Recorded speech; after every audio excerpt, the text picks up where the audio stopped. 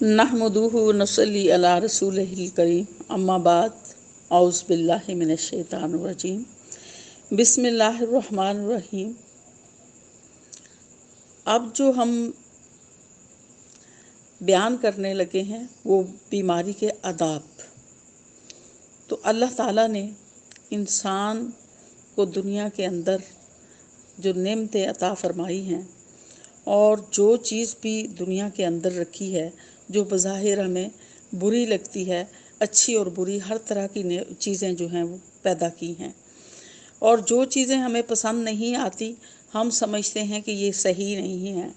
तो लेकिन अल्लाह ताला ने उसके अंदर भी बहुत सारी खूबियाँ रखी हैं, उसमें भी बहुत सारी मसलहतें रखी हैं जिसका हमें कोई अंदाज़ा नहीं होता। तो वो मसलहतें जो हैं वक्त आने पर वो हमारे ऊपर ज़ाहिर होती हैं। तो इसी तरह से अगर इंसान को किसी नापसंदीदा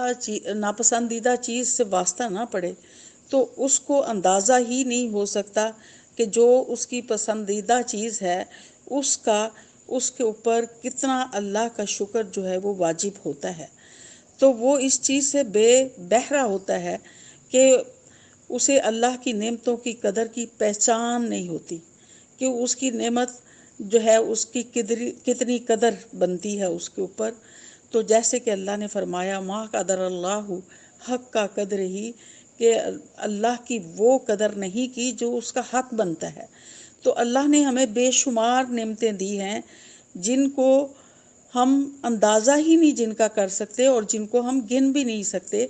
तो अल्लाह ताला ने अगर कोई नापसंदीदा चीज़ रखी है तो उसमें भी हमारे लिए बहुत बड़ा अजर रखा है जिसको हम नहीं समझते, लेकिन वक्त आने पर हमें उसका अंदाज़ा हो जाता है कि उसमें भी अल्लाह ने हमारे लिए कितना अजर जो है वो रखा है। उन गलतियों से, उन गुनाहों से, उन बीमारियों से हम बहुत ज़्यादा सीखते हैं और अल्लाह की तरफ मतवज्जो हो जाते हैं। बाज़ औक़ात अपने अमाल से इंसान उन दर्जात तक नहीं पहुंच सकता जहाँ किसी तकलीफ़ की वजह से इंसान पहुंचता है। जब वो उस पर सब्र करता है तो अल्लाह ताला उसको बहुत ऊंचे मकाम अता फरमाता है। हज़रत इब्राहीम अलैहिस्सलाम की मिसाल हमारे सामने है कि बुढ़ापे की औलाद हुई, उसके बाद उनको हुक्म हुआ कि उसको ऐसी जगह छोड़ आएं जहाँ ना कोई दरख्त था ना पानी था। तो अल्लाह के हुक्म से वो वहीं छोड़ आए और वही जगह आज इतनी आबाद है कि जहाँ जो गैर मौसमी चीज़ हैं वो अल्लाह ताला ने वहाँ हर तरह की चीज़ें जो है पूरा साल बकसरत वहाँ पाई जाती हैं। तो इसी तरह से जब बेटा बड़ा हुआ तो अल्लाह ताला ने फिर उन पे आजमाइश डाली और उनको ज़िबा करने का हुक्म हुआ। तो उन्होंने उनकी आंखों पे पट्टी बांध दी और छुरी जो है वो चलाई। तो अल्लाह ताला ने उनके सब्र को आजमाते हुए उसी जगह जो है वो मेंढा भेज दिया। तो जब आप तमाम आजमाइशों से पूरे उतरे और तो अल्लाह ताला ने फरमाया कि मैंने तुम्हें मुत्तकी लोगों का इमाम बना दिया है। तो इसी तरह से अल्लाह ने अगर बीमारी दी है तो उस पे भी अल्लाह ने बहुत बड़ा अजर रखा है कि अगर मोमिन को एक कांटा भी चुभता है तो उसका भी अल्लाह ने अजर रखा है। तो ऐसे कैसे हो सकता है कि इंसान को बीमारी आए और उसका जो है वो अल्लाह ताला अजर अता ना फरमाए। तो ऐसा है कि बीमारी के लिए भी अल्लाह ने शिफा लाजमी रखी हुई है। कोई बीमारी अल्लाह ने ऐसी पैदा नहीं की जिसकी शिफा ना हो। शिफा अल्लाह ताला पहले उसका इलाज पहले रखता है, पैदा करता है और बीमारी बाद में पैदा करता है। तो ये इंसान की आजमाइश के लिए उसके ऊपर आती है ताकि जो ज़िंदगी के तंदुरुस्ती के साल उसने गुजारे होते हैं उस नेमत की वो कदर करना सीखे कि अल्लाह ने उसको कितनी बड़ी नेमत अता फरमाई है। तो नबी सल्लल्लाहु अलैहि वसल्लम ने हमें ऐसे अमाल बताए हैं जो कि अजर व सवाब का बाहिस बन जाते हैं। लिहाजा अगर किसी भी मुसलमान पर कभी ऐसी हालत हो जहां वो एक तरफ दुआएं करने का एहतमाम करे और दूसरी तरफ मोतदिल किस्म का इलाज करवाए تو وہاں وہ حسب ذیل جو مسنون اعمال ہیں ان کا کرنا جو ہے وہ ضروری ہے، کہ جیسے آپ صلی اللہ علیہ وسلم نے بتایا ہے کہ چھوٹے بڑے تمام گناہوں سے سچی توبہ کرے،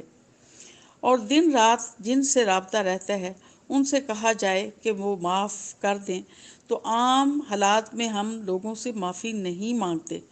تو جب بیماری آتی ہے تو انسان کو احساس ہوتا ہے کہ میں نے فلاں پر کوئی زیادتی کی ہے یا فلاں پر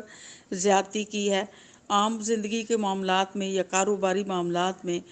تو انسان جو ہے اس وقت اس کو چاہیے کہ اپنی معافی کا اہتمام کرے۔ اسی طرح سے گھر والے جو لوگ ہیں وہاں کثرت کے ساتھ زیادتیاں ہو جاتی ہیں تو ان لوگوں سے بھی معافی مانگ لی جائے۔ اور دوسری چیز یہ ہے کہ اللہ تعالیٰ سے بدگمانی جو ہے وہ نہ کی جائے، بلکہ اللہ پر اچھا گمان جو ہے وہ رکھا جائے، اور بیماری جتنی بھی لمبی مدت کے لیے چلے، ظاہری طور پر اس کا علاج جو ہے وہ تو ہوتا ہے، لیکن برا گمان نہ کرے، یہ نہ کہے کہ فلاں نے مجھ پر جادو کر دیا ہے، یا فلاں کی مجھ کو نظر لگ گئی ہے، یا فلاں کی وجہ سے میرے ساتھ ایسا ہو رہا ہے۔ اللہ تعالیٰ نے اس کا حل بھی بتا دیا ہے، ہمیں سورہ فلق اور سورہ ناس جو ہے وہ دی گئی ہے کہ اس کا دم کریں، اور اسی طرح سے سورہ فاتحہ۔ اس کا دم کرنے سے انسان کے اوپر جو جادو کا اثر ہوتا ہے یا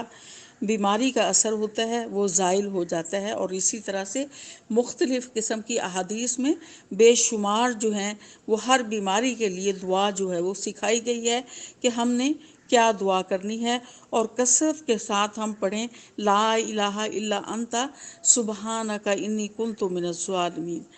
کہ یہ پڑھنے سے بیماری جو ہے وہ دور ہوتی ہے اور انسان کے گناہوں کی بخشش ہو جاتی ہے۔ اسی طرح سے 2 رکعت نماز پڑھ کر دعا مانگیں، اور اسی طرح سے اپنے گناہوں کا دھیان کرتے ہوئے اللہ سے معافی مانگیں۔ اور اسی طرح سے جب کسی ڈاکٹر کے پاس جائیں تو اس وقت بھی نفل پڑھ کر جائیں، 2 رکعت نفل پڑھ کر جائیں، اور دعا کریں کہ سب اللہ تعالیٰ یہ دوا جو ہے اس میں بھی کوئی اثر نہیں ہے، اور ڈاکٹر جو ہے اس میں بھی اتنا اثر نہیں ہے اس کی دوا لکھنے میں، لیکن ہر چیز جو ہے وہ تیری ہی محتاج ہے اور تو نے ہی اس میں شفا رکھنی ہے۔ تو اللہ تعالیٰ جو ہے جب اس کا حکم ہوتا ہے تو اس میں شفا پیدا کر دیتا ہے، اور اگر وہ بیماری جو ہے وہ بڑھتی ہے تو اس میں بھی اس کے لیے ڈھیروں اجر جمع ہو جاتا ہے، کہ اللہ تعالیٰ اس کے گناہوں کا کفارہ بن جاتا ہے، اور نہ صرف گناہ معاف ہوتے ہیں بلکہ اس کے گناہ جو ہیں وہ نیکیوں میں بدل جاتے ہیں، جتنا زیادہ انسان جو ہے استغفار کرتا ہے۔ تو اللہ تعالیٰ سے ہمیشہ جو ہے وہ اچھی امید رکھنی چاہیے، صدقے کا اہتمام کرنا چاہیے، کیونکہ صدقہ جو ہے وہ بلاؤں کو ٹالتا ہے، مصیبتوں کو دور کرتا ہے، اور اللہ کے ہاں درجات کو بلند فرماتا ہے۔ تو صدقہ جو ہے اس طرح سے ہے جیسے کہ پانی جو ہے وہ آگ کو بجھا دیتی ہے، تو اس کا اجر جو ہے وہ اللہ تعالیٰ نے بہت زیادہ رکھا ہے۔ ایک حدیث میں ہے قیامت کے دن ہر شخص اپنے صدقے کے سایہ میں ہوگا جب تک کہ حساب کا فیصلہ نہ ہو۔ تو جتنا صدقہ و خیرات ہم نے کیا ہوگا، عام حالات میں ہمیں اتنا یاد نہیں ہوتا، تو بیماری کی حالت میں پھر ہمیں یاد آ جاتا ہے کہ ہم نے اللہ کی نعمتوں کا شکر بھی ادا کرنا ہے، صدقہ و خیرات بھی کرنا ہے، اور اچھے اعمال بھی کرنے ہیں، اور دوسروں سے اپنے گناہوں کی معافی بھی مانگنی ہے۔ تو یہ صدقہ جو ہے وہ صرف یہ نہیں ہوتا کہ ہم کسی کالے بکرے کا صدقہ دیں یا مرغی کا صدقہ دیں، بلکہ کسی مسکین کی جو بھی حاجت ہو اس کے مطابق جو ہے صدقہ کیا جا سکتا ہے، کہ جس کی اس کو ضرورت ہو وہ چیز صدقے کے طور پر دی جائے، اور صدقہ اس طرح سے کیا جائے کہ دائیں ہاتھ سے دیں تو بائیں ہاتھ کو خبر نہ ہو۔ تو اسی طرح سے بیماری میں اللہ تعالیٰ نے ہمیں مختلف دعائیں سکھائی ہیں کہ وہ اگر ہم پڑھتے رہیں تو تب بھی اللہ تعالیٰ شفا عطا فرماتا ہے، جیسے کہ یا حلیمو یا کریمو اشفی فلاں، اگر ہم کسی کے لیے دعا کرتے ہیں تو اس کا نام لینا ہے فلان کی جگہ، اس کا نام لینا ہے، اور اگر اپنے لیے دعا کرنی ہے تو پھر اس طرح سے دعا کرنی ہے کہ اللہ مشفی انت شافی انت الشافی لا شفا الا شفاؤک شفاء لا یغادر سقما، کہ اللہ تعالیٰ مجھے شفا عطا فرما دے، اور ایسی شفا عطا فرما جس کے بعد بیماری نہ ہو، اور اللہ تعالیٰ کہ اس کے بعد کسی بیماری کو بھی نہ چھوڑ، مجھے ایسی شفا عطا فرما دے۔ اور اسی طرح سے یا حلیم یا کریم اشفی، کہ مجھے اے بردبار اے کرم والے تو مجھے شفا عطا فرما دے۔ اور اسی طرح سے پڑھتے رہیں لا الہ الا انت سبحانک انی کنت من الظالمین، تیرے سوا کوئی معبود نہیں، تو پاک ہے، بے شک میں ہی ظلم کرنے والوں میں سے ہوں۔ کہ اللہ تعالیٰ جو ہے وہ کسی انسان پہ ظلم نہیں کرتا، انسان جو ہے وہ اپنے اوپر خود ظلم کرتا ہے جب وہ نیکیوں سے توجہ ہٹا لیتا ہے اور گناہوں کی طرف مائل ہو جاتا ہے، تو وہ اس کا اپنا ظلم ہوتا ہے جو کہ وہ اپنی جان پر کرتا ہے۔ اور یہ اس طرح کی دنیا میں چھوٹی موٹی جو مصیبتیں آتی ہیں، یہ اللہ کی یاد دلانے کے لیے آتی ہیں، تاکہ انسان جو ہے اللہ کی طرف متوجہ ہو جائے اور آخرت میں بہت بلند درجات جو ہے وہ پا لے۔ اسی طرح جسمانی دکھ اور تکلیف دور کرنے کے لیے ہم نے اس طرح سے دعا کرنی ہے، 3 مرتبہ بسم اللہ الرحمن الرحیم پڑھنی ہے، اور 7 مرتبہ درود شریف پڑھنا ہے، اور اس کے بعد جو ہے اعوذ باللہ و قدرتہ من شر ما اجد و احاذر، میں اللہ اور اس کی قدرت کی پناہ لیتا ہوں اس تکلیف کے شر سے جو مجھے ہو رہی ہے اور جس سے میں ڈر رہا ہوں۔ تو جب بیماری جو ہے وہ بہت زیادہ ہوتی ہے تو اس وقت بیزاری کی حالت میں کیا دعا کرنی ہے کہ اے اللہ تو مجھے زندہ رکھ جب تک زندگی میرے لیے بہتر ہو، اور موت دے دے جب کہ مرنا میرے لیے بہتر ہو۔ یہ دعا نہیں کرنی کہ اللہ تعالیٰ مجھے موت دے دے۔ اللہ نے اس کے لیے بھی یہ دعا سکھائی ہے کہ بیماری کی شدت ہے تو اس وقت یہ الفاظ کہنے ہیں کہ اے اللہ تو مجھے زندہ رکھ جب تک کہ زندگی میرے لیے بہتر ہو، اور موت دے دے جب کہ مرنا میرے لیے بہتر ہو۔ کہ موت کی دعا جو ہے وہ نہیں کرنی، زندگی بھی ایک نعمت ہے، کیونکہ یہ اللہ تعالیٰ نے انسان کو مہلت دے رکھی ہوتی ہے کہ وہ زیادہ سے زیادہ نیکیاں کر لے۔ جب انسان مر جاتا ہے تو اس کی وہ مہلت ختم ہو جاتی ہے، اس کے بعد وہ کوئی نیکی نہیں کر سکتا، تو صرف اس کی اولاد اگر اس نے پیچھے چھوڑی ہوتی ہے اور وہ نیک اور صالح ہوتی ہے تو وہ اس کے لیے صدقہ جاریہ بن جاتی ہے۔ لیکن اولاد اگر صحیح نہیں ہے اور پیچھے سے وہ ماں باپ کے لیے دعا نہیں کرتی تو وہ اس کے لیے کوئی اجر کا باعث نہیں ہوتی۔ تو اس لیے اللہ تعالیٰ قیامت کے دن بھی یہی پوچھے گا کہ تو نے آگے بھیجا اور کیا پیچھے چھوڑ کر آیا۔ تو آگے بھیجنے سے مراد نیکیاں جو ہم نے زندگی میں کی، کہ آگے ہم نے کیا بھیجا ہے اپنے لیے، کتنا صدقہ خیرات کیا، کتنی عبادات کی، کتنا ہم نے لوگوں کے حقوق ادا کیے، کتنے ہم نے اللہ کی خاطر جو ہے وہ لوگوں کے کام کیے، اور اللہ کی رضا کے لیے ہم لوگوں کی مدد کرتے رہے، تو یہ ساری نیکیاں ہماری آگے جائیں گی۔ اور اسی طرح سے پیچھے چھوڑنے سے مراد یہ ہے کہ ہم نے اپنی عادات و اطوار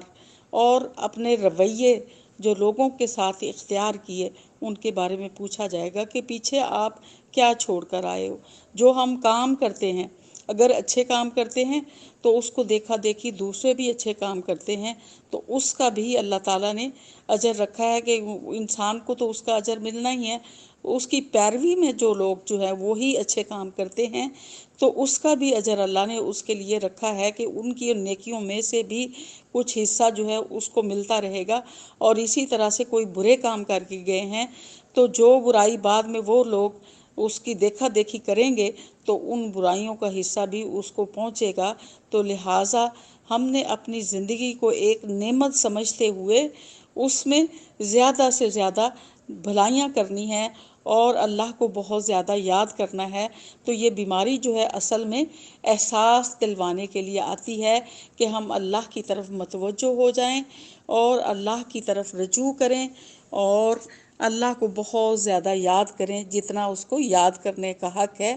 کہ وَاذْكُرُوا اللَّهَ ذِكْرًا كَثِيرًا، کہ اللہ کو بہت زیادہ یاد کرو، کہ دن رات پھر ہمیں اللہ کی دی ہوئی نعمت تندرستی جو ہے اس کی قدر ہوتی ہے، اور پھر ہم اللہ کی طرف متوجہ ہوتے ہیں۔ تو ہم اپنی بیماری کو زحمت نہیں بنانا، اس میں گلہ شکوہ نہیں کرنا، بلکہ اسی کو ہم نے